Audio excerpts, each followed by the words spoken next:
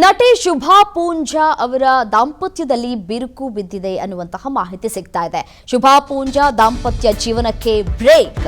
ಡಿವೋರ್ಸ್ಗೆ apply ಮಾಡಿದ್ರ ಶುಭಾ ಪೂಂಜಾ. ಗಂಡ ಸುಮಂತ್ ಜೊತೆ ಶುಭಾ ಪೂಂಜಾ ಗಲಾಟೆ. ಸಾಮಾಜಿಕ ಜಾಲತಾಣದಲ್ಲಿ ಡಿವೋರ್ಸ್ ವದಂತಿಗಳು ಹಬ್ತಾ ಇದೆ. ಡಿವೋರ್ಸ್ ಹಾದಿಯಲ್ಲಿ ಬಿಗ್ ಬಾಸ್ ಖ್ಯಾತಿಯ ಶುಭಾ ಪೂಂಜಾ